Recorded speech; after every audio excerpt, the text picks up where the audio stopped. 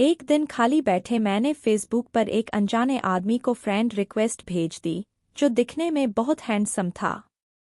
उस आदमी ने उसी रात फेसबुक पर मेरी भेजी फ्रेंड रिक्वेस्ट एक्सेप्ट कर ली। तुम्हें पता है कि तुम इस साड़ी में कितनी खूबसूरत लग रही हो, उसने मैसेज किया। थैंक्स, मुझे भी तुम्हारी डीपी अच्छी लगी। इसी तरह हमने बातें करनी शुरू कर दी। मुझे पता था कि वह 39 साल का शादीशुदा आदमी है, जो 2 बच्चों का बाप भी है। इन सब चीज़ों के बाद भी हमने अपनी बातें शुरू कर दी। इतना ही नहीं, हमने अपना नंबर भी एक दूसरे के साथ बदल लिया। देखते ही देखते हम एक दूसरे के करीब आ गए और एक दूसरे के बेस्ट फ्रेंड बन गए। फेसबुक पर हम एक दूसरे के साथ बहुत ज़्यादा बातें करने लगे और सोशल मीडिया पर ज़्यादा से ज़्यादा समय बिताने लगे। दूसरी ओर उस आदमी को लगने लगा कि हमारे करीब आने से, इतनी बातें करने से वह अपनी बीवी से दूर जा रहा है। वह अपने बच्चों के साथ दूसरे स्टेट में रहती थी। वह मुझसे बोलता था, अभी पता नहीं, मैं सारा दिन तुम्हारे बारे में ही सोचता रहता हूँ। मुझे अफसोस है इस बात पर। मैं नेचर से काफ़ी शर्मीली थी, मेरे काफ़ी अच्छे दोस्त भी थे, लेकिन मुहाफिज जैसा दोस्त होना काफ़ी स्पेशल था मेरे लिए। 1 महीने की चैटिंग के बाद हमने स्काइपिंग करना भी शुरू कर दिया। हम उस पर बातें कम और एक दूसरे को घंटों निहारा ज्यादा करते थे। एक रात वह मेरे साथ वीडियो कॉल पर था। उसने बोला, ऐसे देखते देखते कहीं प्यार ना हो जाए। खैर, अब हम रोज ही वीडियो कॉल करने लग गए। हम इतने पास आ चुके थे कि अब हम एक रियल कपल की तरह बिहेव करने लगे थे। हम रोमांस करते, एक दूसरे को चिढ़ाते और थोड़ी लड़ाइयाँ भी करते।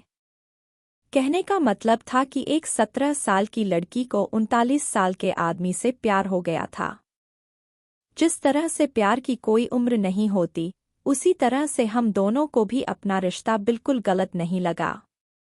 हमें नहीं लगा कि हमने कुछ गलत काम किया है।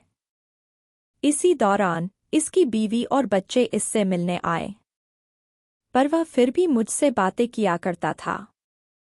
यहाँ तक कि वह अपनी बीवी के सामने भी मेरी कॉल उठा लेता था। उसी दौरान उसकी बीवी उस पर शक करने लगी, क्योंकि अब वह पहले जैसा बिल्कुल भी नहीं रहा। एक रात की बात थी, जब ये दोनों बेड पर सेक्स के लिए गए। तभी इनके फ़ोन पर मैंने मैसेज और अपनी फ़ोटो भेजी। इनकी वाइफ ने उठकर फ़ोन जैसे ही खोला, मेरी फ़ोटो उन्हें दिखी। उसकी वाइफ ने कोई रिएक्शन नहीं दिया, बस मुहाफिज को जोर का थप्पड़ मारा और रोने लगी।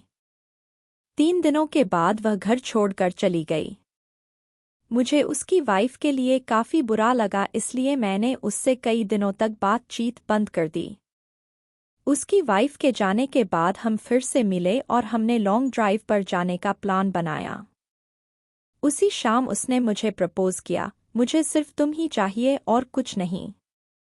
अपनी जवानी में मैं काफ़ी सारी लड़कियों से मिला, पर तुम ही एक ऐसी लड़की हो जिसने मेरा दिल चुराया है। वहाँ कुछ देर के लिए शांति छा गई।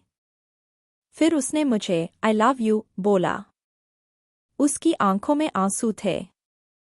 हम एक दूसरे को किस करना चाहते थे, गले लगना चाहते थे।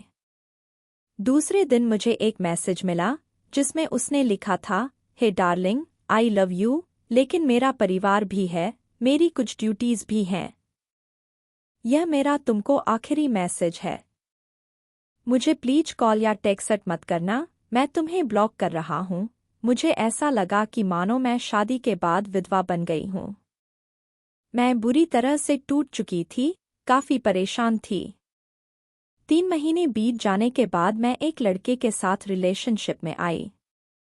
एक दिन मेरे पास किसी दूसरे नंबर से मुहाफिज का मैसेज आया, बानी, इज़ दैट यू? प्लीज़ मेरी लाइफ में दोबारा वापस आ जाओ, मैं तुम्हारे बिना नहीं रह सकता। मैं समझ गई कि यह उसी का नंबर है और फूट फूट कर रोने लगी। 1 घंटे की चैटिंग के बाद मेरा दिल फिर से पिघलने लगा। मेरे बॉयफ्रेंड को इन सब चीज़ों के बारे में कुछ नहीं पता था। मैंने उससे सब कुछ छुपा कर रखा था। मैंने उस पूरी रात केवल मुहाफिज से बातें की। एक दिन मुहाफिज ने मुझे अपने घर पर लंच के लिए बुलाया था। मैंने हाँ कर दी और चली गई। घर जाकर मैंने देखा कि वह खाली था और वहां केवल मुहाफिज के कोई नहीं था। उसने मुझे अंदर बुलाकर फ्रेश होने के लिए बुलाया।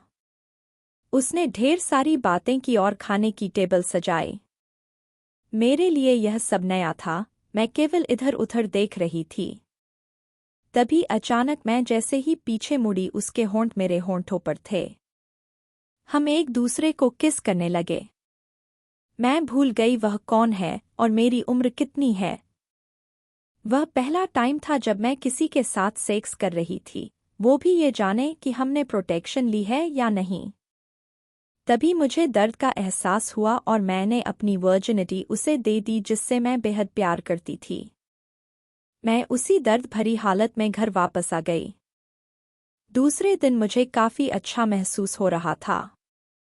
अब मुझे पूरी तरह से एहसास हो चुका था कि वह मुझे कभी नहीं छोड़ेगा। अब मैं प्यार पाने के लिए इतनी ज्यादा एक्साइटेड नहीं थी। वर्जिनिटी खोने के बाद मेरी सोच काफी बदल गई। मैं एक औरत बन चुकी थी। उस दिन मुझे पता चल चुका था कि प्यार का असली मायना क्या होता है। एक दिन मैंने अपनी फीलिंग्स के बारे में मुहाफिज को बताया और बोला कि मुझे हमेशा के लिए छोड़ दे। उसने कहा कि कोशिश करेगा।